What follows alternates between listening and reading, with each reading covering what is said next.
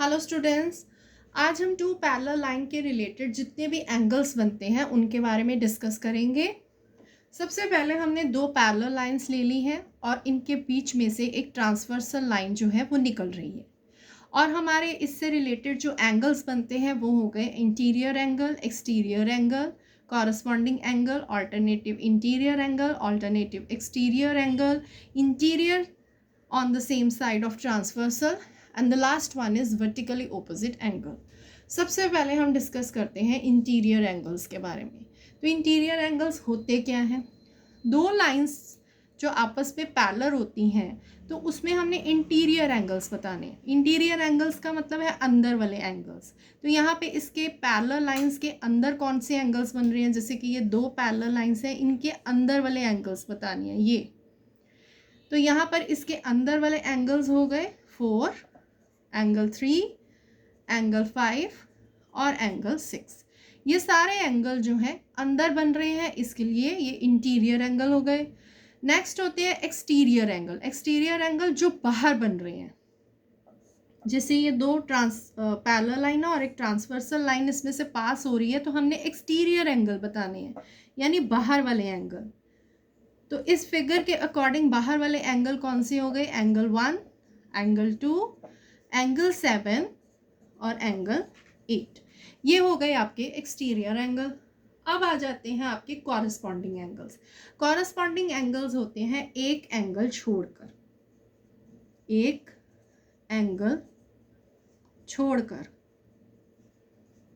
यानी कि यहाँ पर कॉरस्पॉन्डिंग एंगल्स कौन से होंगे? अगर एंगल 1 है, इसके बाद हमने एक एंगल छोड़ देना है, एंगल 5 ले लेंगे।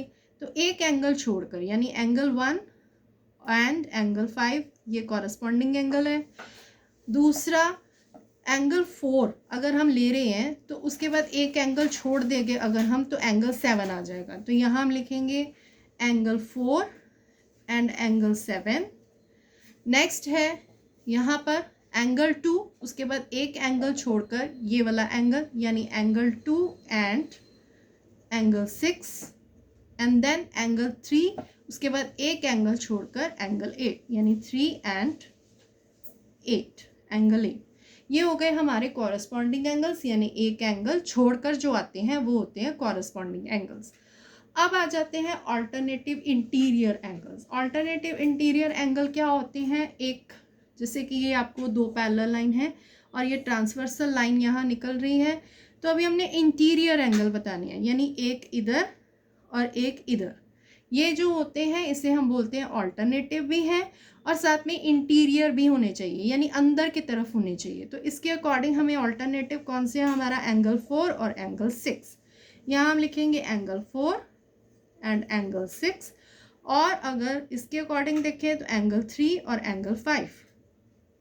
तो यहाँ लिखेंगे एंगल 3 एंड एंगल 5, यानी एक इधर और एक इधर।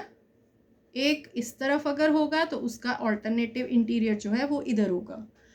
नेक्स्ट आ जाता है ऑल्टरनेटिव एक्सटीरियर एंगल, यानी अब हमने ऑल्टरनेटिव बताने हैं लेकिन बाहर की तरफ होने चाहिए एंगल, यानी कि अगर आपकी ये पैरेलल लाइन है तो इसमें ऑल्टरनेटिव बताने हैं लेकिन बाहर की तरफ। अगर ये इस तरफ है तो इसका ऑल्टरनेटिव एक्सटीरियर ये होना चाहिए। तो यानी कि एंगल 1 का ऑल्टरनेटिव है एंगल 8 और एंगल 2 का ऑल्टरनेटिव एंगल 7 होगा, एंगल 2 एंड एंगल 7। नेक्स्ट है इंटीरियर एंगल बताना है लेकिन सेम साइड ऑफ ट्रांसवर्सल होना चाहिए, यानी कि ये आपकी दो अगर पैरेलल लाइंस जा रही हैं तो दो पैरेलल लाइंस के अकॉर्डिंग आपने इंटीरियर एंगल बताने हैं on the same side of transversal. तो यहाँ पर और ये दो इंटीरियर एंगल भी हो गए और सेम साइड है ट्रांसवर्सल के, यानी एक ही तरफ जो है वो एंगल्स बन रहे हैं, एक इधर और साथ में ये। तो यहाँ पर इसका कौन सा होगा same side of transversal interior? Angle 4 and angle 5। यहाँ लिखेंगे एंगल 4 एंड एंगल 5 और साथ में एंगल 3 और एंगल 6, एंगल 3 एंड एंगल 6। ये दोनों जो है इंटीरियर भी है और सेम साइड ऑफ ट्रांसवर्सल है। नेक्स्ट आ जाते हैं वर्टिकली ऑपोजिट एंगल। अब वर्टिकली ऑपोजिट एंगल कौन से होते हैं? जो जैसे एंगल 1 है और एंगल 3 है, एंगल 2 एंगल 4 के वर्टिकली ऑपोजिट एंगल होगा। तो यहाँ पर हम लिखेंगे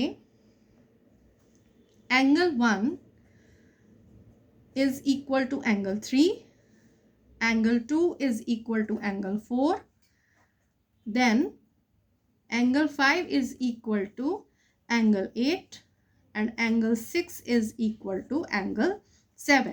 वर्टिकली ऑपोजिट एंगल्स जो होते हैं वो हमेशा इक्वल होते हैं एक दूसरे के। तो यहाँ पर एंगल 1 जो है वो इसके इक्वल हो गया, एंगल 2 4 के इक्वल हो गया, एंगल 5 8 के इक्वल हो गया और एंगल 6 जो है वो एंगल 7 के इक्वल होगा। ये है आपके आंसर्स। Thank you.